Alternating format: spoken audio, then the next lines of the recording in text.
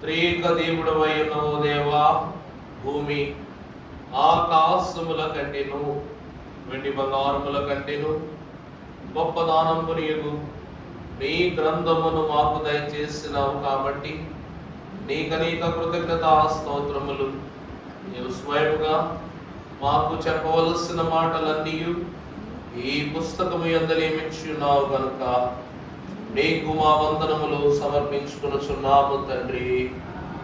ఆమేన్. దయచేసి కూర్చోనండి.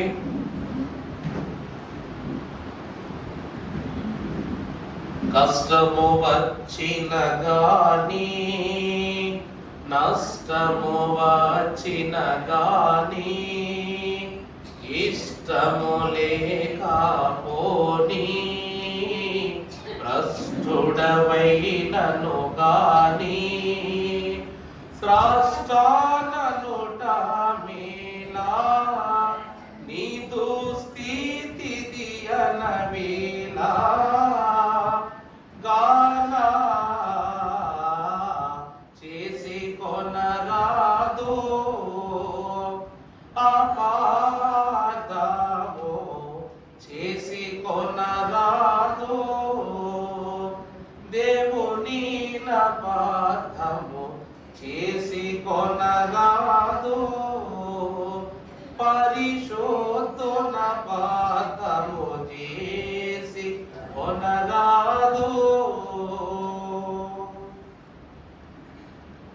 దేవుని యొక్క మహాఘనమైన కృపను బట్టి ఈ 14వ మోషే సుఖోపవాస ధ్యాన ఆశీర్వాద కార్యక్రమములో ఏకీభవించిన మీ అందరికను ప్రభు పేరిట మరణాత తోటోడు మరణం చెప్పుకోండి.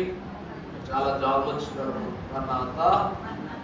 దేవుని యొక్క చిత్తమును బట్టి పరమ కృపానిధి సత్య స్వరూపియు ప్రభు పేరిట మరి మొదటి పంక్తిలోని 3 రత్నముల యొక్క వివరమును గతించిన దినమున ధ్యానం చేసుకుని ఉన్నాం. మరి ఈ దినము మరి యొక్క పంక్తి అనగా 2వ వరుస మొదటి రత్నము అనబడిన మరొక రత్నముల గురించి ప్రభు వాక్యము ద్వారా ధ్యానం చేసుకుందాం. పరిశుద్ధ గ్రంథములో నుండి మన ధ్యాన వాక్యాంశము నిర్గమకాండము 28వ అధ్యాయము 17వ వచనము నుండి చదువుకుందాం. దానిలో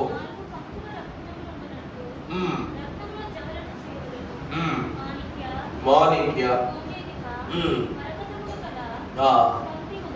తరువాత పద్మరాగ నీల సూర్యకాంతములు కలిగిన పంక్తి 2వది. చాలా చిన్ని ప్రార్థన జరిగించుకుందాము. రాతి హృదయములు కలిగిన మమ్ములను రత్నములుగా పొదిగి రాటు తేలిన తలాంతులను రాకడ కాంతులతో నింపుటకు గాను మలినమైన మా జీవితములను దేహములను మహిమ సాధనములనుగా ఏర్పరచుకున్న మా ప్రియ పరలోకపు తండ్రి, నీ చిత్తమును నీ ఇష్టమును నీ రాజ్య వ్యాప్తి కొరకు నీవు మాకు అనుగ్రహించిన మర్మ వాక్య భాగ్యమగు ఈ ధర్మశాస్త్ర గ్రంథములోని ధర్మ విధులను మేము ధ్యానించుకొనుచుండగా ధ్యానాభివృద్ధి జ్ఞానాభివృద్ధి మీరు మాకు అనుగ్రహింపజేసి మాలో చేరి ఉన్న సర్వాంగ పుష్టి కలిగిన క్రియలకు పునాది రాయి వేసి మీరే ఈ దిన వాక్కు ద్వారా మరొక మర్మమును మా హృదయములో రత్నముగా మర్చివేయుమని మా కొరకు పరలోక వైడూర్యమును వైభవమును విడచి రాతి మనిషి వలె రాటు తేలిన హృదయాలను మార్చుటకు ఆ బండ క్రీస్తే అని పరిశుద్ధ నామము చేత మా మధ్యకు వచ్చి మమ్మలను మహిమ సాధనములను అలంకరించిన యేసు నామమున వేడుకొనుచున్నాము తండ్రి. ప్రభు యొక్క వాక్యము సర్వ నిర్వికారకారకుడగు తండ్రి మన హృదయములో పదిలముగా ముద్ర వేసి దీవించును గాక. ప్రభువునందు దేవుని ప్రియ సంఘమైన వారులారా, దేవుని యొక్క వాక్యములో ఈ దిన మన ధ్యానాంశము 4వ గోత్రములోని 4వ రత్నము జవలలోని రత్నము యొక్క విశిష్టత. ఈదిన అంశము పద్మరాగ రాయి. 4వ రాయి ఏంటండి? పద్మరాగ రాయి. దానిని ఎమరాల్డ్ అంటారు ఇంగ్లీష్లో ఎమరాల్డ్ అంటారు. దేవుని యొక్క వాక్యమును బట్టి మనము చూసినట్లయితే పద్మరాగము అనగా దేవుని స్తుతి ప్రత్యక్షత, లేకపోతే దేవునికి చేయుచున్న స్తుతి, ప్రత్యక్ష స్తుతి అని కూడా రాసుకోవచ్చు. పద్మరాగము అనగా ప్రత్యక్ష స్తుతి. దేవునికి మనం ఏం చేస్తున్నాం? ప్రత్యక్షంగా స్తుతి చేయటం. యూదా అను పదములకు అర్థము స్తుతి. యూదా అను పదములకు అర్థం ఏంటండి? స్తుతి. దేవుని యొక్క మహాఘనమైన కృపను బట్టి పరిశుద్ధ లేఖన భాగములో ఆదికాండ గ్రంథము 29వ అధ్యాయము 35వ వచనం ఒక్కసారి మనం చూసినట్లయితే, ఆమె మరలా గర్భవతి అయి కుమారుని కని ఈసారి యెహోవాను స్తుతించెదననుకొని యూదాని పేరు పెట్టెను. ప్రభువునందు దేవుని ప్రియమిత్రులారా, ఈ యూదా మహాభక్తుని యొక్క జనన క్రమములో ఈసారి యెహోవా నా యొక్క మొరను ఆలకించెనని, నా మనవిని ఆయన అందుకొని ఉన్నాడన్న విశ్వాసముతో ప్రభువు నా మొర ఆలకించి ఉన్నాడు, నాకు నెరవేర్పు దయచేశాడు, కాబట్టి ప్రభువును నేను ఇక నుండి స్తుతించెదను అని తెలియచేస్తూ ఆ కుమారునికి యోధా అని పేరు పెట్టింది. ప్రభువునందు దేవుని ప్రియమిత్రులారా, సైన్యములకు అధిపతియగు యెహోవా పరిశుద్ధుడు పరిశుద్ధుడు పరిశుద్ధుడు, సర్వలోకము ఆయన మహిమతో నిండి ఉన్నది. ఆయన నామమునకి మహిమ కలుగును కానీ మానక రాత్రింబగళ్ళును 24 పెద్దల చేత, ధన్యుల చేత, జీవుల చేత, దూతల చేత, ఈ స్థలములో మన చేత ప్రభువు స్తుతి పొందుచు ఉన్నారు. అవునా కాదండి? ప్రభు ఏం చేస్తున్నారు? మన ద్వారా స్తుతి పొందుచు ఉన్నారు, మహిమను పొందుచున్నారు. దేవుని యొక్క వాక్యమును మనము ప్రస్తావించినట్లయితే ఈ స్తుతి దేవుని ఎదుట ప్రత్యక్షమగునప్పుడు ప్రత్యక్ష స్తుతిగా స్థిరపరచబడుతూ ఉన్నది. అనుకని పద్మరాగము దేవుని ఎదుట ప్రత్యక్ష స్తుతికి సాదృశ్యముగా కనబడుతూ ఉంది. అర్థమైందమ్మా? ఇప్పుడు ఒక దేవుని విగ్రహం దగ్గరికి వెళ్ళి నైవేద్యం పెడతాం. నైవేద్యం పెట్టినప్పుడు ఆ విగ్రహంలోంచి నిజంగానే ఒక దేవుడు బయటకు వచ్చి నాకు పరమాన్నం కావాలి, అది కావాలి, ఇది కావాలి, ఇది కావాలి, అది కావాలి అన్నాడు అనుకోండి, ఇంక అయిపోయింది సీన్. నువ్వు పట్టుకొచ్చి అన్ని ఇంటికట్టుకు వెళ్ళిపోవాలా? ఏంటి ఎంత పొడుగు లిస్ట్ చెప్పాడు అని చెప్పేసి నిద్రపోతావు. నిజమా కాదా? యేసుక్రీస్తు ప్రభువారు తననే స్వకీయ శరీరముగా జీవాహారముగా మనకు అందించారు కాబట్టి దానిని భుజించి మనం ఈ దినము వరకు సజీవ స్థితిలో ఉన్నాం. అడిగిన ప్రతి ఒక్కటి, ఉదాహరణకు మోషే ఇశ్రాయేలీలు అనుకుంటే మన్నాను పెట్టాడు, పూరేడులను పెట్టాడు, పులియని రొట్టెల పండుగ చేసి రొట్టె పెట్టాడు, ద్రాక్షరసం ఇచ్చాడు, దారి పొడుగునా వీరికి ఆహారం పెడుతూనే ఉన్నాడు. అదే ప్రభు, నేను అలసిపోయి ఉన్నాను, నన్ను తృప్తిపరచినట్లు పంచ ఆహారం సిద్ధపరచండి అన్నారనుకోండి, ఎక్కడి నుంచి తేవాలి? యేసు ప్రభు వారు నేను తినుటకు ఒక చేప ముక్కన ఏదైనా ఉన్నట్లయితే నాకు ఇవ్వండి అన్నారు. ఇవ్వండి అని ప్రభు అడగడం చూసాం, కానీ వారు ఇవ్వటం మనం ఎక్కడైనా చూసామా? అర్థమవుతుందా? దేవుని మర్మాన్ని మనం గ్రహించాలి. ఎందుకు అంటే దేవుడు దేనిని భుజిస్తూ ఉన్నారు, ప్రభువు దేనిని అరగిస్తూ ఉన్నారంటే ప్రభువునందు ప్రియమిత్రులారా, ఆయన శారీరక ఆహారము ఆత్మీయ ఆహారము కాదట. విశ్వాసుల యొక్క మొరలను విని ఆ మొరలను అరగించి వాటి ద్వారా మీకు నెరవేర్పునిచ్చి సంతృప్తి పొందుతున్నారట. అర్థమవుతుందండి? పొగడత ఆకలిని కూడా పోగొట్టేస్తుంది. పొగడత కానీ నింద కానీ ఏం చేస్తుందండి? నిండు ఆకలిని కూడా ఏం చేస్తుంది? అలాగనే దేవుని యొక్క వాక్యములో కూడా స్తుతి జీవితము దేవుని సన్నిధి యందు ప్రత్యక్షపరచబడటానికి ఈ యూదా గోత్రములో ప్రభువు ఉద్భవించినట్లుగా ప్రత్యక్ష స్తుతి అంతే కదండి. యూదా గోత్రములో ప్రభువు ప్రత్యక్షమైనరుడిగా వచ్చారు కాబట్టి ఈ పద్మరాగము ప్రత్యక్ష స్తుతికి కారకంగా ఉంది. దేవుని యొక్క వాక్యములో వాక్యానుసారంగా మనము చూసినట్లయితే కీర్తనల గ్రంథము 100వ అధ్యాయం 4వ వచనం చదువుకుందాం. కృతజ్ఞత అర్పణలు చెల్లించుచు ఆయన గుమ్మములలో ప్రవేశించుడి, కీర్తనలను పాడుచు ఆయన ఆవరణములలో ప్రవేశించుడి, ఆయనను స్తుతించుడి, ఆయన నామమును ఘనపరచుడి. ప్రభువునందు దేవుని ప్రియమిట్లారా, దేవుని సన్నిధిలో ఇప్పుడు యూదా గోత్రమును ఎందుకు ప్రత్యక్ష స్తుతికి వాక్యానుభవములో సూచనగా చూపిస్తున్నారంటే, ప్రత్యక్ష గుడారము ఎదురుగా ఉన్న గుడారము ఎవరిది అంటే యూదా గోత్రముదే.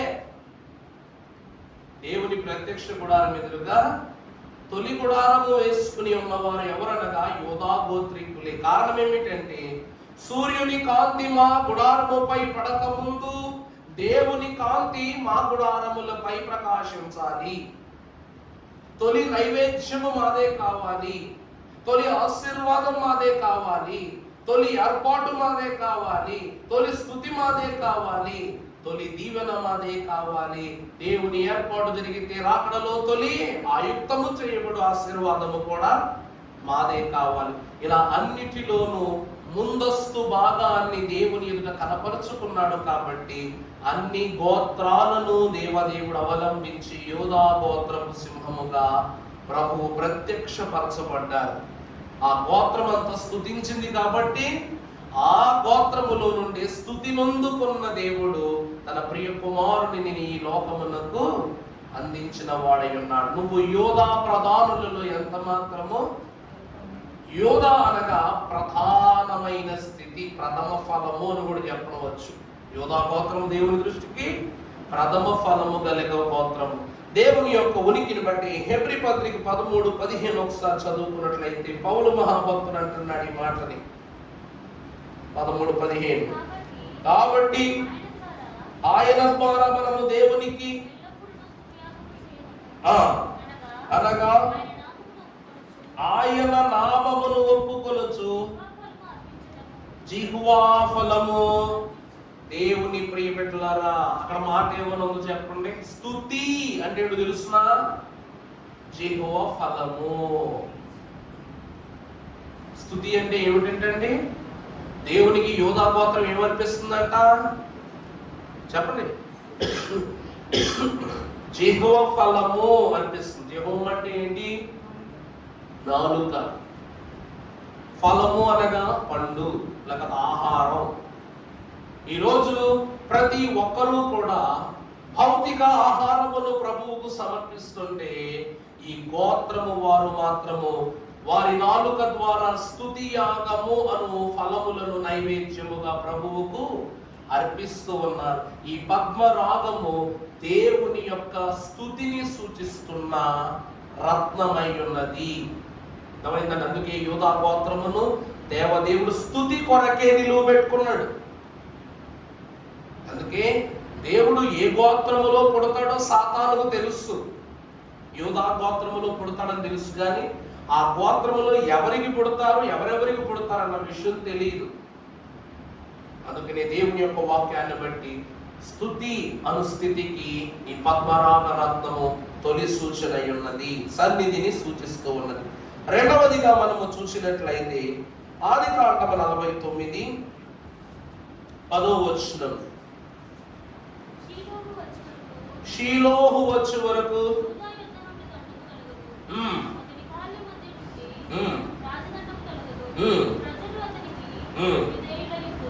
ప్రజలు అతనికి విధేయులయ్యుందురు.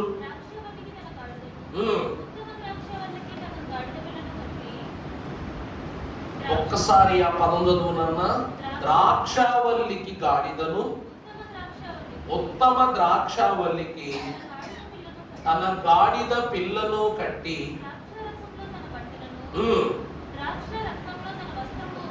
ద్రాక్ష రసములో తన యొక్క బట్టను, ద్రాక్ష వస్త్రములు తన ద్రాక్షల రక్తములో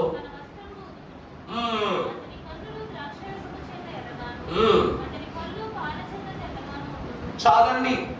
ప్రభువునందు దేవుని ప్రియబిడ్డలారా, ఈ పద్మరాగము దేనిని సూచిస్తున్నదంటే రాజతత్వాన్ని సూచిస్తూ ఉంది.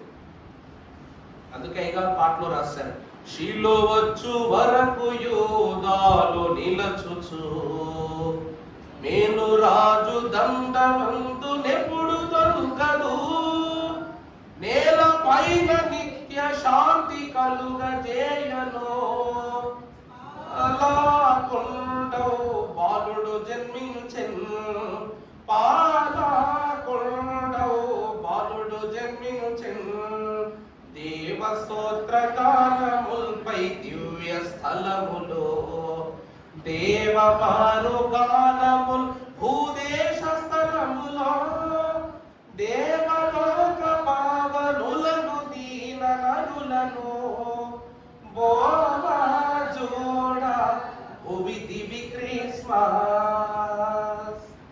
ప్రభువునందు దేవుని ప్రియబిడ్డలారా, షీలో వచ్చు వరకు యూదాలో నిలచుచు, మేలు రాజు దండమందు నిప్పుడు తొలగదు, నేలపైన నిత్య శాంతి కలుగజేయను, పాలకుండగు బాలుడు జన్మించను. ప్రభువునందు దేవుని ప్రియబిడ్డలారా, యేసు క్రీస్తు ప్రభువు యొక్క జన్మము యొక్క సూత్రాన్ని మనం చూస్తే, స్తుతి చేయుట యథార్థవంతులకు శోభస్కరము అని వాక్యం అంటూ ఉంది. ఇప్పుడు 12 గోత్రాలలో ప్రతి గోత్రము యొక్క స్వాస్యాన్ని దేవదేవుడు బహుగా యాకోబుకు అందించి ఉన్నాడు. కానీ మరి యోధా గోత్రములకు దేవదేవుడు ఎందుకు తన స్వకీయ గోత్రముగా ఏర్పరచుకుని ఉన్నాడు అంటే, దైవజనులు దేవదాసయ్య గారు అన్నారు, ఆనాటి కాలములో మహాభక్తుడకు నోవాహు ఆరారాతు పర్వతము చేరి మొదటి స్తుతి బలి అర్పణ జరిగించి, బలిపీఠం గండి స్తుతి చేసి ఒక ద్రాక్ష తోటను వేసి, ఆ రోజు ఏం చేశాడంటే ఒక ద్రాక్ష తోటను వేసి ఆ ద్రాక్ష రసమును అతడు త్రాగి మత్తుడైపోయి దిగంబరుడై ఆ స్థలములో, ఆ ప్రవాహపు ఒడ్డున, సముద్రపు ఒడ్డున దిగంబరుడై పడి ఉన్నప్పుడు తన 3 కుమారులు పరుగు పరుగున స్థలమునకు వచ్చి తన తండ్రి దిగంబరుడై ఉండటం చూచి తనకు వస్త్రము కప్పుటకు ఒక వస్త్రమును తీసుకున్నకు వెళితే, షేము హాము యాపేతులలో యాపేతు తన తండ్రి దిగంబరత్వాన్ని చూసి ఏం చేశాడంట, నవ్వుకున్నాడట. అర్థమైందా అండి? తన తండ్రి దిగంబరుడై ఉండట చూచి నవ్వుకుని, అంటే అవమానపడినట్లుగాను, అతడు శోధన పొందిన వాడుగాను, అసహ్యపరునిగాను ప్రవర్తించాడు. నా తండ్రి మత్తుడై దిగంబరుడై రోడ్డును పడిపోయాడు. చూడ ఎంత విచారకరంగా ఉందన్నట్లుగా తన తండ్రినే అతడు కానివానిగా లెక్క పెట్టినప్పుడు తదుపరి 2 కుమారులు కూడా తన తండ్రి దిగంబరత్వాన్ని చూడకుండా వస్త్రాన్ని తీసుకొచ్చి కప్పేశారు. తండ్రి వైపు చూడకుండా పక్కకు చూస్తూ తన దిగంబరత్వాన్ని కప్పితే, మత్తులో నుండి వచ్చినటువంటి మత్తు దిగిన తరువాత, సరైన తరువాత నోవాహు అంటాడు, నా ప్రియ కుమారులారా అని షేము హాము ఇరువురిని పిలిపించి యాపేతులకు నిలబెట్టి అంటాడు, ఈ దినము నుండి కానాను నీకు దాసుడను. అంటే యాపేతు కానాను వాడు అవుతాడు. ఈ కానాను షేము నీకేమైపోతాడు, దాసుడైపోతాడు అంటాడు. అందుకే మహాభక్తుడు షేము తరువాత 10వ తరం వాడైన అబ్రహాము మహాభక్తుడు. షేము 10వ తరపు కుమారుడు ఎవరు? అబ్రహాం. మనం అందుకే అనుకుంటాం అబ్రహాము దేవుడు, ఇస్సాకు దేవుడు, యాకోబు దేవుడు అని చదువుకుంటాం. కానీ మన దేవదాసయ్య గారు పరమ భక్తులు. మరి చరణం ఎంత బాగా తెలుసా? షేము దేవ వందనంబు చెప్పబడియెను, భూమి స్తుతుల నందుకొనెడి పూజ్యనీయుడు, భూమి పైన నరుడుగాను పుట్టవచ్చెను, భూమి క్రీస్తు క్రిస్మస్ భోగముందెను, భూమి క్రిస్మస్ భోగముందెను. షేము వచ్చు, షేము దేవా వందనము. అబ్రహామునకు, ఇస్సాకునకు, యాకోబునకు దేవునిగా వాక్యములో ప్రస్తావింపబడిన ప్రభువును గురించి షేము దేవుడు రచించినప్పుడు ప్రభువే స్వయంగా అన్నారంట, షేము యొక్క ఏ కుమారుడైనా కూడా తన తండ్రి యొక్క ఘనతను పెంచేవాడై ఉండాలి. అందుకే పుత్రుడు అనే పదానికి అర్థం ఏంటంట, పునామ నరకము నుండి తండ్రిని తప్పించువాడు. అలాంటి తండ్రి యొక్క దిగంబరత్వపు స్థితిని చూచావో హేళన చేయుటను బట్టి తనను కనాను వరసలోనికి నెట్టేశాడు. అందుకే అబ్రహాము కుమారుడైన ఇస్సాకుకు వివాహము చేయదలుచున్నప్పుడు ఎలియాజరుతో అబ్రహాం అంటాడు, నువ్వు ఎవరినైనా తీసుకురా కానీ కనానీయులను నీవు తీసుకురాకంటాడు. కారణం ఏమిటంటే కానాను నీకు దాసుడు అని ఆ కాలంలో నోవాహు మహాభక్తుడు షేమునకు తెలియజేశాడు. కాబట్టి ఈ మాటలన్నీ ఇప్పుడు ఎందుకు చెబుతున్నామంటే, ఈ రోజు దాసుని వరసలో ఉన్నది యాపేతు కనానీయులు, కానీ రాజు యొక్క వరసలో ఉన్నది ఎవరో? షేము వంశస్థులు. ఆ వంశాంకులమునకు ప్రథమ ఫలముగా ఇవ్వబడి దేవుని చిత్తములో రాజ్యాధికార భాగ్యాన్ని సంపాద్యముగా పొందుకున్నది ఎవరు అనగా యూదా గోత్రము వారే. ప్రభువునందు దేవుని ప్రియబిడ్డలారా, వీరిని దేవుడు గొప్ప యాజకులనుగా, గొప్ప శౌర్యవంతులనుగా, గొప్ప రాజ కుటుంబీకులనుగా విస్తరింపజేశాడు. మీకు ఉదాహరణ చెప్పేలాగా, పాలించేవాడు రాజా, రాజు కాబట్టి పరిపాలించాలా? చెప్పండి. పరిపాలన చేసేవాళ్ళే రాజు, రాజు కాబట్టి పరిపాలన చేస్తాడు అనకూడదు. దేవుడు నియమించిన రాజులందరినీ ఒకసారి చూడండి. మొదటి రాజు అయిన సౌలు, అతను రాజు కుటుంబీకుడా కాదు. తర్వాత దావీదు గొర్రెలు కలుసుకునేవాడు. సొలొమోను తన వంశావళిని బట్టి, ఎప్పుడైతే రెహబాము యెరోబాము ఇటు తప్పులు చేశారో రాజ్యాధికారం దాటిపోయింది. దాని తర్వాత పరమ భక్తులు ఎందరినో ఎందరినో ఎందరినో దేవుడు విమర్చుకుంటూ వచ్చాడు. ప్రభువునందు దేవుని ప్రియబిడ్డలారా, ఎందుకు అనగా వీరు దేవుని యొక్క సాన్నిహిత్యంలో కొనసాగటాన్ని బట్టి దేవుడు ఆనాడే వీరి స్థితిని రాసి పెట్టాడు. సింహాసనము దేవుడు ఇచ్చిన అధికారం, ఈ పద్మరాగము అనురాయి స్తుతి చేయు స్థితిని బట్టి దేవుని యొక్క ఘనతను పెంచుతూ ఉంది. అందుకే ఆ 24 పెద్దలలో 12 మంది దావీదు వంశీకులే ఉన్నారు. 12 మంది ఎవరు ఉన్నారండి? దావీదు వంశావళిలో ఉన్న వారే ఉన్నారు. తదుపరి 12 వారు అపొస్తలులైనటువంటి వారు ఉన్నారు. ఆ 12 మందికి దేవుడు సింహాసనాలు ఇచ్చాడు లేదా పరలోకంలో? దావీదు వారయ్యారు. దేవుని వాక్యములో పరిశుద్ధ గ్రంథములో మనము చూసినట్లయితే ప్రకటన గ్రంథము 5వ అధ్యాయము 5వ వచనం చదవమ్మా. ఒక్కడు మా యార్వకుము,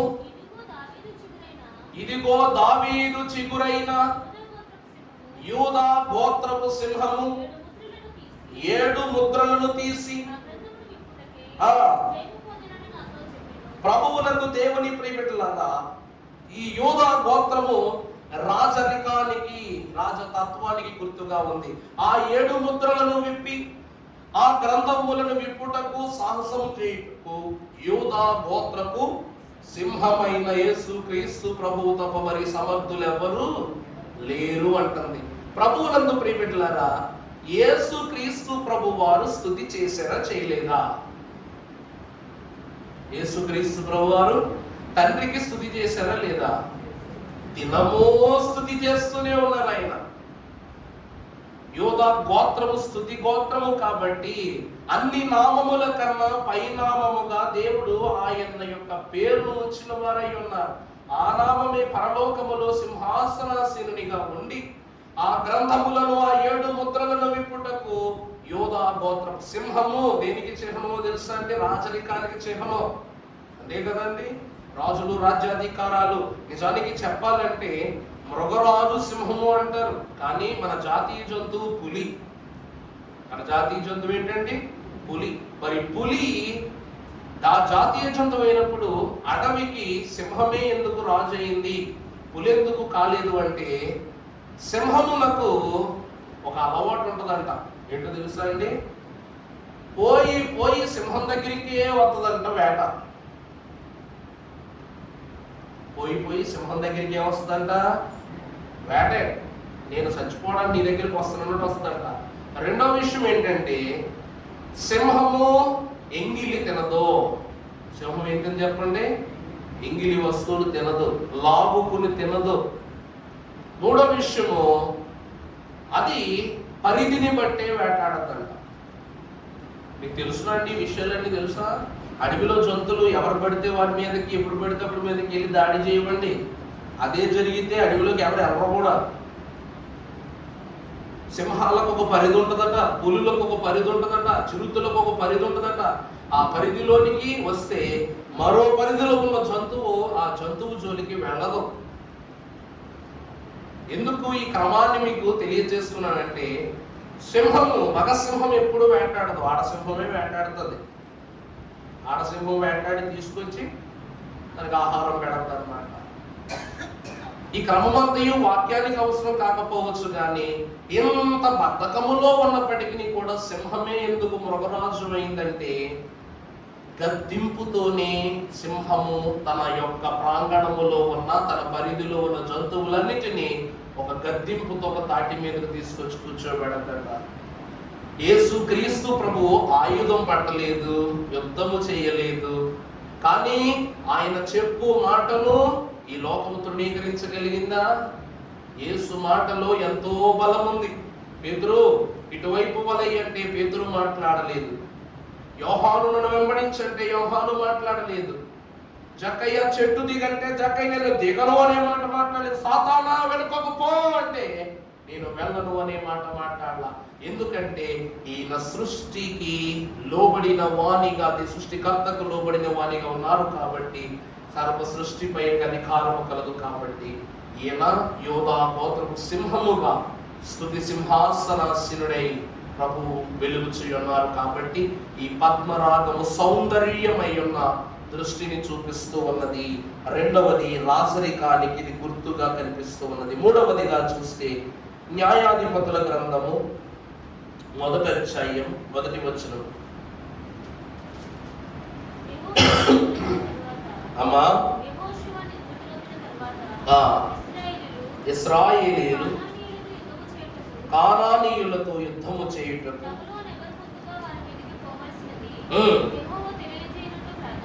ప్రార్థన చేయగా యోధా వంశస్థులకు ఇచ్చి ఉన్నాను.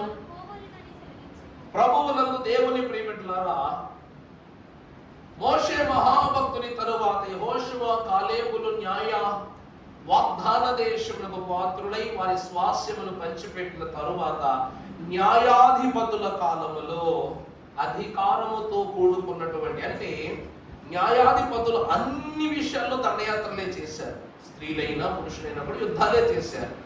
కానీ తొలి యుద్ధము యొక్క గెలుపును ఏ గోత్రముతో ప్రభువును ఆరంభించారు అంటే యూదా గోత్రముతోనే. ప్రభు ఏమంటున్నారు? నేను ఆ దేశమును నేను ఎవరికి అప్పగిస్తున్నాను? యూదా గోత్రము వారికి అప్పగిస్తూ ఉన్నారు. దేవుని ప్రియబిడ్డలారా, స్తుతి చేయుట ద్వారా స్థితిమారులు అని మన తండ్రి గారు సెలవిచ్చారు. యూదా వంశస్థులు స్తుతి చేయుటలోనే గొప్పవారు కాదు, వారి స్థితిని వారు మార్చుకున్నటలోనూ గొప్పవారే. ఉదాహరణకు మహారాజుకు దావీదు ఏమండి బెర్షెబా విషయంలో తను ఏం చేశాడంట? తప్పుడు మార్గాన్ని ఎంచుకున్నాడు. కానీ తన తప్పును తను సరిదిద్దుకున్నాడా లేదా? దావీదు తన యొక్క మార్గాన్ని సరి చేసుకున్నాడా లేదా? కారణం ఏంటండి? కారణం ఏంటి చెప్పండి? కారణం ఏంటి చెప్తున్నాము? ఒప్పుకోలు తను. అర్థమైందా? నేను ఏమని చెప్పాను? నలుగురు మీద సడి చెప్పడం చాలా సులభం, కానీ నీ గురించి ఒక నిజం చెప్పడం ఎంత కష్టం. దైవజనుడు దేవదాసయ్య గారు ఎప్పుడు అనేవారంట, నీ పాపమే నిన్ను ప్రార్థన చేయనివ్వట్లేదు, నీ ప్రార్థన నీ కలిగి ఉండుంటే నువ్వు ఇక పాపం చేయవు అన్నారు. పాపం ప్రార్థన చేయనివ్వదంట, ప్రార్థన పాపం చేయనివ్వదంట. రెండు పదాలు అటు ఇటు తిరిగి ఇక్కడ అర్థం వెళ్దామని చూసారా?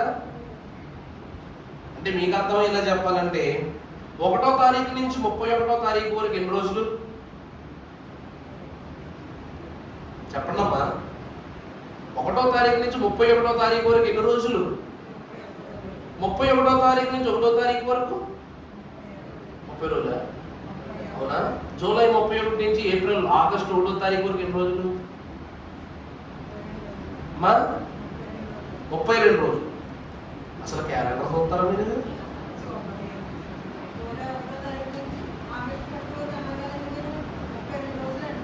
జూలై 31 నుంచి ఆగస్టు 1వ తారీఖు వరకు 32 రోజులు.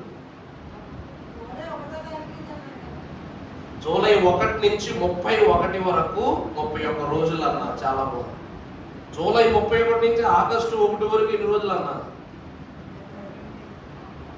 ఒక్కరోజే. ఏంటి తేడా? ఎక్కడ తేడా? అంకెలో తేడా ఉందా? అంకెలో తేడా ఉందా చెప్పండి. వృత్తాంతాన్ని ఒకసారి అర్థం చేసుకోవడానికి ప్రయత్నించండి. ఎందుకంటే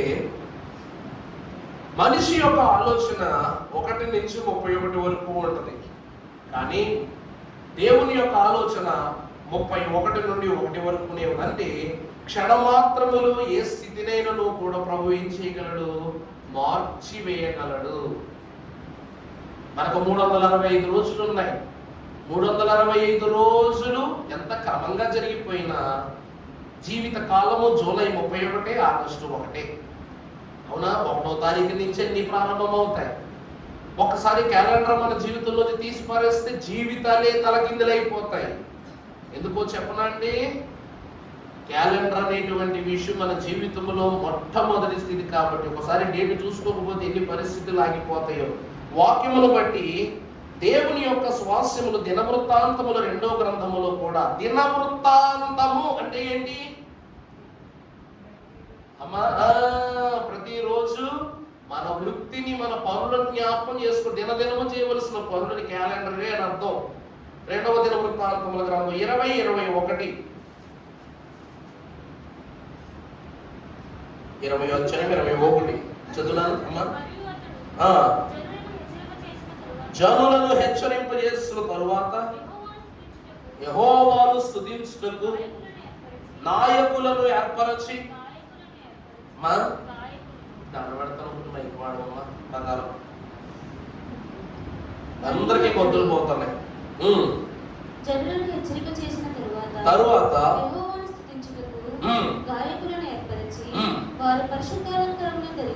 వారి పరిశుద్ధాలంకారములను ధరించి సైన్యము ముందర నడుచుచు యెహోవా కృప నిరంతరముండును ఆయనను స్తుతించుడి అని స్తోత్రము చేయుటకు వారిని నియమించెను. చాలండి. ప్రభువునందు ప్రియబిడ్డలారా, దినవృత్తాంతములు అను గ్రంథాన్ని ప్రభువు ఎందుకు ప్రస్తావిస్తూ రచన చేయించాడంటే, ఈ రోజు ఈ పని చేయుట ద్వారా దాని వలన మన కుటుంబమునకును మన క్రమమునకును దీవెన. ఉదాహరణకు క్రిస్మస్ పండుగ 25వ తారీఖును చేసుకోవటం వలన క్రీస్తు జన్మము ఆ దినమున జరిగి ఉన్నదన్న క్రమాన్ని బట్టి మనం అందరం ఏం పొందుకుంటున్నాం? దీవెనను పొందుకుంటున్నాం. ఈశ్వరు పండుగ 40 దినముల శిలువ ధ్యానాంతస్తులు క్రమముగా జరిగించి ఈస్టర్ పండుగ చేసుకుంటున్నాం. జూలై నెలలో మోషే ఉపవాస ధ్యానాలు చేసుకుంటున్నాం. ఆగస్టులో తైలాభిషేక పండగ, సెప్టెంబర్ వచ్చేసరికి స్త్రీల పండగ, అక్టోబర్ వచ్చేసరికి దిద్దుబాటు, నవంబర్ వచ్చేసరికి సిద్ధపాటు, డిసెంబర్ వచ్చేసరికి ఆనంద మాసం, మొదటి నెలలో మహోత్సవాలు. అవునా కదా? ఇవన్నీ కూడా దేవునిని అడిగి మన భక్తులు ఏం చేశారంట? దేవుని అడిగి ఏం చేశారంట? ఈ దినములన్నిటినీ కూడా దేవుని యొద్ద నుండి పొందుకున్నారు. దినాభివృద్ధి పొందుటలు. ఎందుకంటే ఈరోజు దేవుడు కూడా యూదా వంశములకు ఆ దేశములను అప్పగించి దినవృత్తాంతముల గ్రంథములో నీవు ఫలానా దినమున నీ సైన్యమును నీవు వెంటబెట్టుకుని వారిపై నీవు అధికారము చేయ నిమిత్తమై యుద్ధ సన్నద్ధుడవై వెళ్ళుము అని ప్రభువు సెలవిస్తున్నారు. ప్రభువునందు ప్రియబిడ్డలారా, ఈ పద్మరాగపు రత్నము విజయానికి గుర్తుగా కనిపిస్తుంది. ఈరోజు మీకు అర్థమయ్యేలా చెప్పాలంటే, నువ్వు ఫలానా రోజున ఈ పని చేస్తే నీకు అత్యుత్తమమైన గెలుపు వస్తుంది అని చెప్తారు. ఫలానా గంటకి, ఫలానా నిమిషానికి. ఇది నిజములకు శాస్త్రమై ఉండొచ్చు, కానీ వాక్యాన్ని బట్టి చూసినట్లయితే ఇది వాక్యములో కూడా ఉంది. ప్రభువు ఫలానా దినమున సొలొమోను చేత మందిర ప్రతిష్ఠ జరిగించుకున్న వైనాన్ని కూడా మనం చూస్తున్నాం. అవునా కాదండి? అరారాతు పర్వతమునకు ఫలానా దినముననే వాడ చేరినదని, మహాభక్తుడైన నోవాహు ఫలానా దినమున అరారాతు పర్వతములో దేవునికి స్తుతి బలిపీఠము కట్టి ఉన్నాడని దినములతో సహా సెలవిచ్చాడు. ఎందుకు అంటే దేవుడు దినములు చెడ్డవి గనుక సమయమును పోనివ్వ. అంటే ఈరోజు దినములు ఎలా మారిపోతున్నాయి? చెడ్డవిగా మారిపోతున్నాయి. అందుకే దినదినము మనము చేయవలసిన వృత్తి ద్వారా దేవుడు మనకి విజయాలను అనుగ్రహిస్తున్నాడు. యూదా వంశము దినదినాభివృద్ధి చెందుతున్న వంశము కాబట్టి వారి విజయములకు సూచనగా పద్మరాగమును ఒక విజయ చిహ్నముగా దేవుడు అనుగ్రహించిన వారై ఉన్నారు. మీకు చెప్పా, మొండి పుల్లయ్య కథ చెప్పారు, గుర్తుందో లేదో? గతంలో 2 తాడి చెట్లు చంకలో పెట్టుకుని వెళ్ళిపోయాడు, గుర్తుందా? ఆ సమయానికి అతను అలా చెయ్యాలన్నది దైవధన్యత. శిక్షణ పొందుకున్న సైనికులకు సైతము లేని జ్ఞానము ఎవరికి ఉంది? ఆ పిచ్చి పుల్లయ్యకు ఉందన్నమాట. అంతా దేవుడు చలవే. దేవుని ప్రియబిడ్డలారా, 4వదిగా చూసినట్లయితే మత్తయి సువార్త 5:16.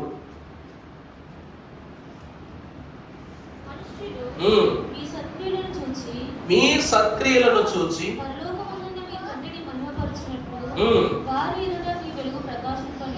మీ వెలుగును ప్రకాశింపనీయుడి. యూదా గోత్రము దేనికి గుర్తు? పద్మము అనగా కమలము. పద్మం అంటే ఏంటంటే పువ్వు.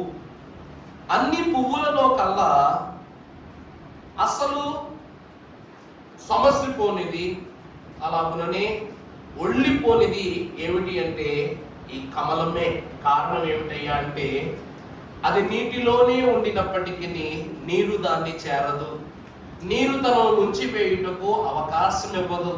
నీరు దానిపై నిలపగా అది నిలవచాలదు. అలాగనే అది నీటిపై, లోకమును నీటిపై తాను నిలువబడి ఉన్నప్పటికీ కూడా దాని సౌందర్యాన్ని లోకమంతటిని కూడా ఏం చేస్తున్నది?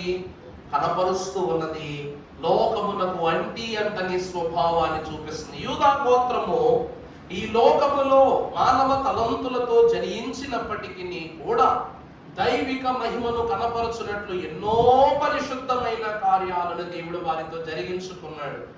దేవుని వాక్యములో అంత ప్రస్తావించబడిన క్రియను దేవుడు జరిగించడానికి గల కారణం ఏమిటంటే యూదా గోత్రము దేవుని స్వాస్యమును బట్టి అనుసరింపబడిన గోత్రము. చదువులన్నా వచ్చి మళ్ళా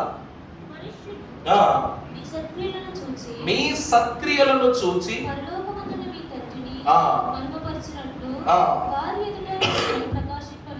వారి ఎదుట మీ వెలుగు ప్రకాశింపనీయుడి. ఈ పద్మరాగము దేవుని మహిమను ప్రతిబింబింప చేస్తూ ఉన్నదంట. దేవుని మహిమను ఏం చేస్తుంది చెప్పండి? ప్రతిబింబింప చేస్తూ ఉన్నది. క్రీస్తును పోలి జీవించుట.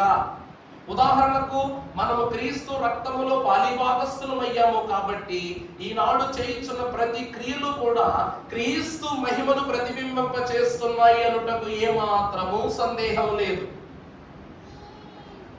అవునండి.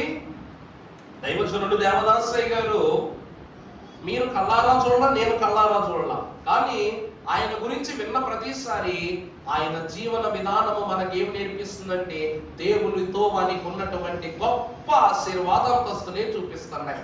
ఎవరి నోట విన్నా, ఎవరి మాట చూచినా దేవుని యొక్క ఘనతను, దేవునిలో ఆయన సంపాదించుకున్న భాగ్యాన్ని తెలియజేస్తారు. పసిబిడ్డ దగ్గర నుండి కంటికి కనబడని ఎన్నో కాని విషయాలు ఆయన జీవించిన జీవితమునకు ఎలా ఉన్నాయంటే ప్రతిబింబింప చేస్తూ ఉన్నవి.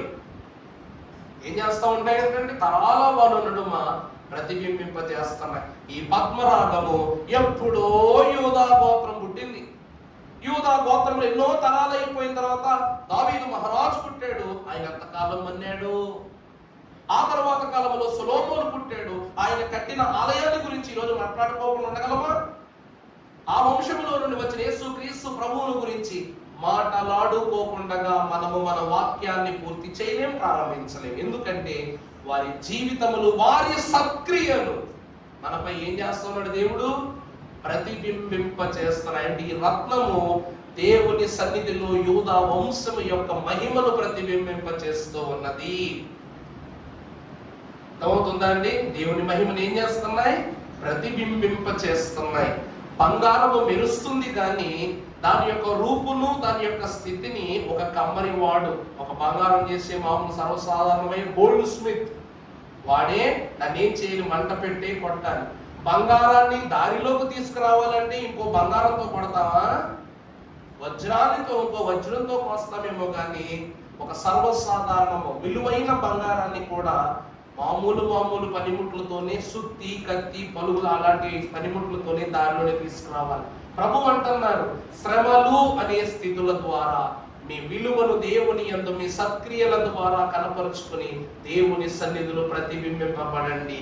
ఈ పద్మరాగము ఈ లోకమునకు అంటని స్వభావముతో పద్మం ఎలా ఉంటుందో అలాగ లోకానికి మీ మహిమను ప్రతిబింబ చేయండి అని తెలియజేస్తూ ఉన్నది. 4వది దేవుని మహిమను ఇది ప్రతిబింబింప చేస్తుంది. 5వది హెబ్రీ పత్రిక 7:14.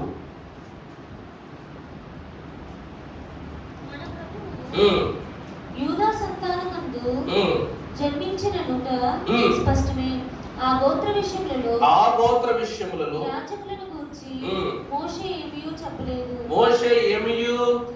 చెప్పలేదు. కారణం ఏమిటో తెలుసునండి, ఆ గోత్రాన్ని గురించి ప్రత్యేకించి మోషే అను మహాభక్తుడు ఏమీ చెప్పలేదట. ఎందుకు అంటే క్రీస్తును గురించి సూచించుటకు, బోధించుటకు ఈ లోకమున ఎంతటి ఘనుడును లేడు. అర్థమవుతుందన్న నా మాట. దేవుని గురించి అన్నియు తెలిసినట్లు, అన్నియు కనుగొనినట్లు చెప్పగలిగిన వారు ఎవరున్నారు? దైవజనుడు దేవదాసయ్య గారు కూడా అన్నారు, ప్రభువా నిన్ను తెలుసుకొనగలది ఇంకా ఇంకా ఇంకా ఇంకా వస్తూనే ఉన్నాయి కానీ నీ విషయాలు దానికి అంతము లేదాయే.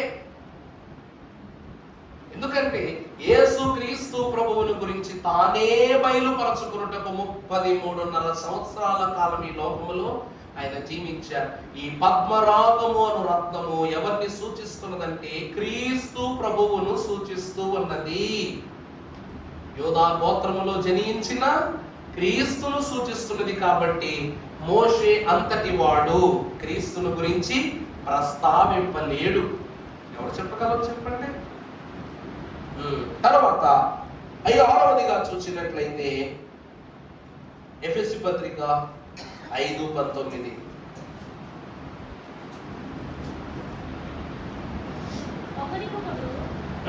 కీర్తనలతోనూ సంగీతములతోనూ ఆత్మ సంబంధమైన పాటలతోనూ హెచ్చరించుచు మీ హృదయములలో ప్రభువును గురించి పాడుచు కీర్తించుచు మన ప్రభువైన యేసుక్రీస్తు పేరిట సమస్తమును గూర్చి తండ్రి అయిన దేవునికి ఎల్లప్పుడూ కృతజ్ఞతాస్తుతులు చెల్లించుచు క్రీస్తునందలి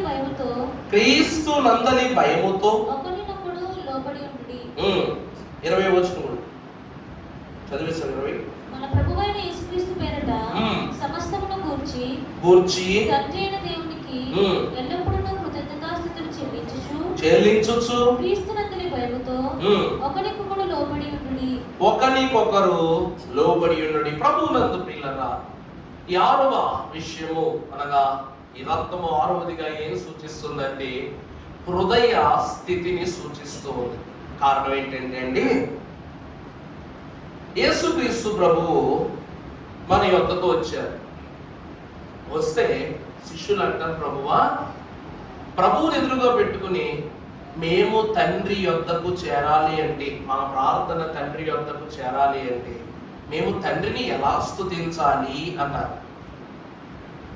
వారికి ప్రార్థన చేయాలంటే ఆ ప్రార్థన ఏంటో నీవు మాకు నేర్పు అంటే ప్రభు అంటారు, ఆ దినమున మీరు నా పేరిట నా తండ్రిని ఏమైనాను అడగవచ్చు, ప్రార్థించవచ్చు అన్నారు. మరి ఆ ప్రార్థన మాకు నేర్పండి. పరలోకమందున్న మా తండ్రి నీ నామము మహిమపరచబడును గాక అని పరలోక ప్రార్థన వివరాన్ని చెప్పారు.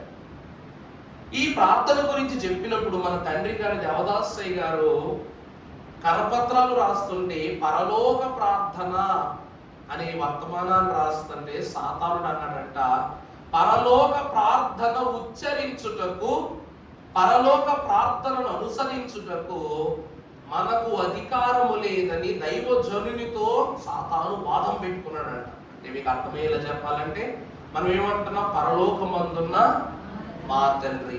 ఎలా మీకు ఆయన తండ్రి ఎలా అవుతాడు? ఆయన పరలోకంలో ఉన్నాడు, మీరు భూమి మీద ఉన్నారు. ఆయన పరిశుద్ధుడు, మీరు పాపం చేసిన వారు. ఆయన సింహాసనం మీద ఉన్నారు, మీరు బానిసత్వంలో ఉన్నారు. అందువలన ఆయనకు మీరు దాసులు బానిసలగుదురు కానీ ఆ దేశములో ఆ ధన్యునికి మీరు బిడ్డలు కాలేరు, వారసులు కాలేరని మొదలు పెట్టాడంట. నీ నామము పరిశుద్ధపరచబడును గాక అన్నారు. మీ నోటితో ఏది పలికినను పాపమే. అర్థమైందా? ఇప్పుడు పాముని ఎంత పాలు పోసి పెంచినా నోటిలోంచి కక్కితే విషమే వస్తుంది కానీ పాలు వస్తాయా? సాతాను అదే అంటున్నాడు, సర్పములారా, సర్ప సంతానమా, నరక శిక్షను మీరు ఎలాగూ తప్పిందురని యేసుక్రీస్తు ప్రభువా నువ్వే వారికి అన్నావు కదా. ఆయనేమో పాలంతటి స్వచ్ఛమైన వారు, వీరి నోటితో పాలు వంటి వాక్కు పలికిన అందులో నుండి విషమే బయటపడు కాబట్టి నీ నామము వీరి వలన ఎలా పరిశుద్ధపరచబడుతుంది? అవునా కదా? రెండవది, నీ రాజ్యము మాకు వచ్చును కాక. మూడో స్థితి, ఎలాగా నీ రాజ్యము వీరికి ఎలా అందిస్తావు? భూలోక రాజ్యములు, భూలోక అధికారములు, భూలోక దృశ్యములు, అనిత్యములు అయి ఉన్న వాటిపై సర్వాధికారము కావలనని ఊళ్ళూరుచున్న వీరిపై వీరి యొద్దకు నీ రాజ్యములు తీసుకుని వస్తానంటున్నావు. భూలోక పరలోక సమైక్యపరుస్తానంటున్నావు. ఆయన రాజ్యము మీకు రాదు, మీరు పాపులు కాబట్టి. నీ చిత్తము పరలోకముందు నెరవేరునట్లు భూమి యందు. ఇది జరిగే పనేనా? ఆదాము యందు నీ చిత్తాన్ని నెరవేర్చాలనుకున్నావు, ఏమైంది? అవలా. అబ్రహాముతో నీ చిత్తాన్ని నెరవేర్చాలనుకున్నావు, అయినా అవలా. నోవాహు కాలములో అందరూ పాపులని, నోవాహు కూడా నీతిమంతుడు అన్నావు, మరి తన కుటుంబంలో నీ చిత్తం నెరవేరిందా? నెరవేరాల. యేసుక్రీస్తు ప్రభుత్వం 13.5 సంవత్సరాలు ఈ క్రమాన్ని, అప్పటికైనా మార్పు వచ్చిందా?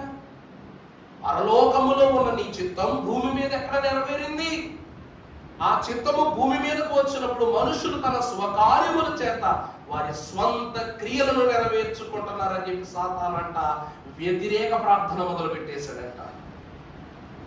భూమి యందు నెరవేరును కాక మా అనుదిన ఆహారము నేడు మాకు. ఏది అనుదిన వాక్యాహారం? ఈ వాక్యాహారానికి చెల్లైపోయి లోకాహారములకు మనం ఏమైపోయే గొల్లైపోయే ఉన్నాం. తర్వాత అనుదిన ఆహారం నేడు మాకు దయచేయము, మా ఎడల అపరాధము చేయు వారిని నీవు క్షమించి ఉన్న ప్రకారము మేము క్షమించున్నట్లు నీవు చూపించు. నువ్వు మమ్మల్ని క్షమించావు, మేము నిన్ను కొట్టాం. నువ్వు మమ్మల్ని ప్రేమించావు, మేము నిన్ను ద్వేషించాం. అసలు నిన్నే ప్రేమించలేని, నిన్నే కనపరచలేని, నిన్నే దగ్గరికి తీసుకొని మేము మానవులుగా పాపులుగా ఉన్న వారిని మేము ఇంకెక్కడ దగ్గరికి తీసుకుంటాం. చూసారంటే సాతాను ఎంత తెలివైన వాడు, ప్రార్థన కూడా పేరు పెట్టేస్తున్నాడు. చూసారా? మరి అయ్యగారు ఈ మాటలో ఒక ఆ కర్పత్రం రాత్రి జిరాక్స్ అయ్యి చూశారు పెద్దయ్య గారు, బాబాయ్ గారు. సెల్వరాజయ్య గారు ఇచ్చాడు, ముద్ర లైబ్రరీలో ఉంటాయి మాకు.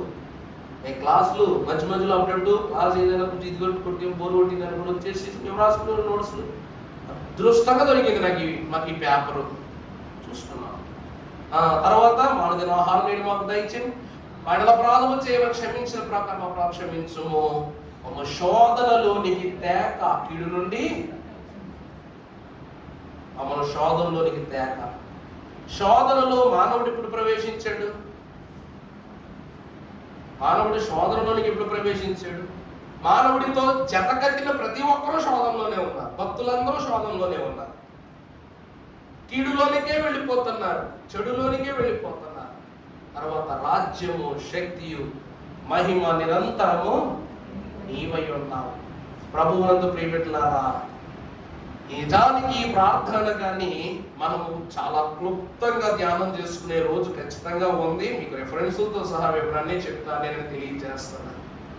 ఇక్కడ ప్రత్యేకంగా ఈ క్రమాన్ని ఎందుకు చెప్తున్నాడంటే, ఈ పద్మరాగము, ఈ యోధా గోత్రముల గురించి ప్రస్తావింపబడిన ఈ స్తుతి ఏదైతే ఉన్నది, ఇది హృదయాన్ని సూచిస్తూ ఉన్నది. అందుకే హృదయం అన్నిటి కంటే మోసకరమైనది, అది ఘోరమైన వ్యాధి కలదంటున్నారు. యూదా గోత్రపు సింహమై ఉన్న యేసు క్రీస్తు ప్రభువు మన హృదయ సింహాసనం మందు ఆసీనుడై ఉన్న గనుడు. అట్టి ప్రభువులకు చేయు స్తుతి విషయములో విశ్వాసులమైన మనము భయభక్తులతో, విశ్వాస విధేయతలతో, ప్రార్థన మనవులతో, విజ్ఞాపనలతో, యథార్థతతో ప్రభు యొద్దకు వెళ్ళవలసిన వారమై ఉన్నాము. కాబట్టి అంటూ ఉన్నారు, పద్మరాగము హృదయ శుద్ధికి సాదృశ్యముగా దేవుడిచ్చిన వారై ఉన్నారు అని. అందుకే యేసుక్రీస్తు ప్రభువులో దోషం ఉన్నదని ఎవరు నిరూపించగలరు? ఆయన శుద్ధుడని ఎవరు నిరూపించగలరు? ఆయన భక్తుడు కాడని ఎవరు నిరూపించగలరు? ఆయన పరిశుద్ధుడు కాడని ఎవరు రుజువు చేయగలరు అన్నారు. ఎందుకంటే హృదయ శుద్ధి గల వారు ధన్యులు, వారు దేవుని రాజ్యమును స్వతంత్రించుకుంటారు. వారు దేవునిని చూచెదరు. వారు దేవుని మహిమను, దేవునిని చూచెడి వారై ఉంటారు. కాబట్టి హృదయ శుద్ధికి సాదృశ్యంగా ఉంది. కాబట్టి యోధా గోత్రమే ప్రభువును ప్రత్యక్షంగా ఈ లోకములో భక్తులకు చూచినది అయి ఉన్నది. మనం చూచామా లేదు? మన ప్రభువునే చూస్తూనే ఉన్నాం. చివరిగా మనము చూసినట్లయితే ప్రకటన 4:10 ముగింపు మాట.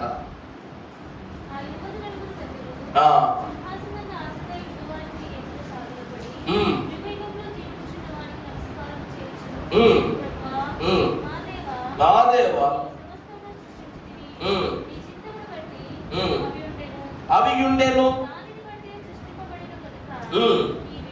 నీవే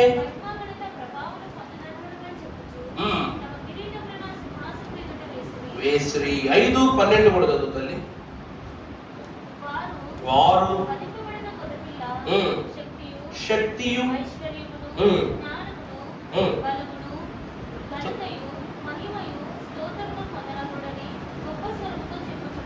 అంతట పరలోకమును, భూలోకమును, భూమి క్రింద సముద్రములున్న ప్రతి సృష్టము అనగా వాటిలోని సర్వమును స్తోత్రమును, ఘనతయు, మహిమయు, ప్రభావమును యుగయుగములు కలుగునని చెప్పుట వింటిని. ప్రభువునందు ప్రియమిత్రులారా, మీకు ఇప్పుడు క్వశ్చన్ వేస్తాను. దాని ఆన్సర్ మీరు రేపు చెప్పండి, లేకపోతే నా ఆన్సర్ నేనే రేపు చెప్తాను. సింహాసనం అంటే 24 సింహాసనాలు ఉన్నాయి, పెద్దలు. ఈ 24 సింహాసనాల మీద ఉన్నటువంటి పెద్దలు ఏ గోత్రం వాళ్ళు, ఏ గోత్రముల వాళ్ళు అన్న విషయాన్ని మీరు నాకు రేపు చెప్పండి. 12 సింహాసనాల పైన ఒకరు, 12 సింహాసన అపోస్తలుడు. కరెక్టే, గోత్రం గురించి మాట్లాడుతున్నాను. ఏ గోత్రము వారు?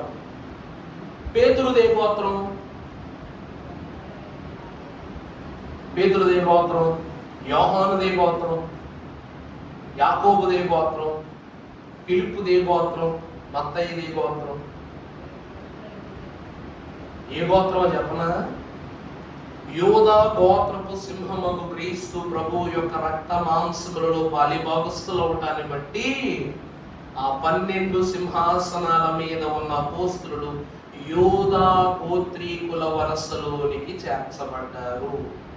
ఇక ఇటుపక్క 12 సింహాసనాలు, పాత నిబంధన వర్గీయ సింహాసనాలు, దావీదు వంశావళులు ఎలాగా యోధా గోత్రమే కాబట్టి ఆ పరమ భక్తులు యోధా వంశీకులు. అంటే 24 సింహాసనాలు ఏ గోత్రాలవి?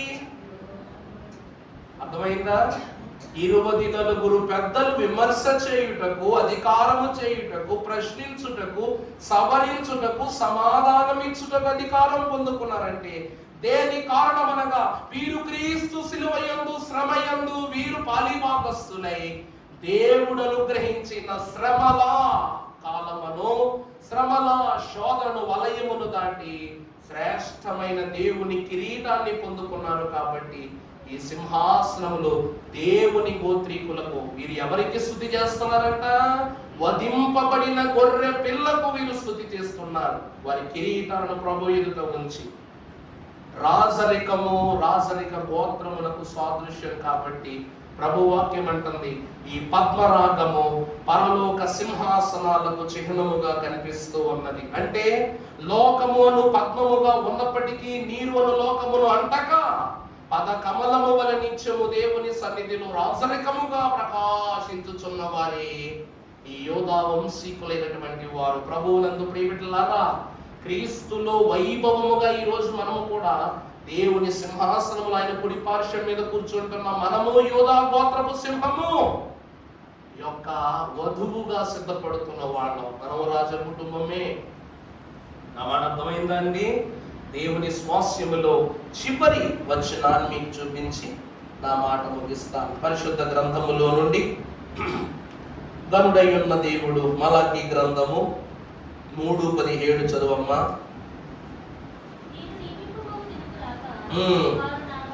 వారు నా వారై నేను నియమింపబోవు దినము రాగా. అర్థమైందండి? ఇప్పటి వరకు మనం ఏం చేస్తున్నాం? స్తుతి చేస్తూ ఉన్నాం, దేవుని పేరు స్తుతి చేస్తున్నాం. ఆయన నియమించే దినము అనగా యెహోవా దినము వచ్చినప్పుడు భూమి మీదకు అనగా రాజ్యము మీదకు రాజ్యము, దేశము మీదకు దేశము, ఆ క్రమమంతయు జరిగి పూర్ణ పర్యాంతము ఆయన నియమింపబడిన దినములో ఆయన యందు మనము నిలిచినట్టుకు సిద్ధపడి సన్నద్ధులమై వెళ్తాం. అది సజీవ సంగారోహణ రాకడ భాగ్యము. అర్థమైందండి? ఆ సింహాసనము మీదకు పరిశుద్ధముగు దేవుని సంగముగా మనము ఆయన యొద్దకు ఎక్కి వెళ్ళిన కుడి పార్శ్వం మీద ఉన్నది. రాజులకు రాజు, ప్రభువులకు ప్రభువు అను కుడి పార్శ్వమును మనం ఆశీర్వదవుతాం. కాబట్టి ఈ పద్మరాగము పరలోక సౌందర్యమును, పరలోక స్వాస్యాన్ని సూచించేదై ఉన్నది. కాబట్టి ప్రియులారా, ఇట్టి స్థితి యందు నిలిచిన మనకు రత్నములోని తత్వమును బోధపరచిన త్రిత్వదేవుని కాపుదల రాకున్న కాలములో వైడూర్యమైన తన వాక్కు చేత మనను బలపరచునుగాక.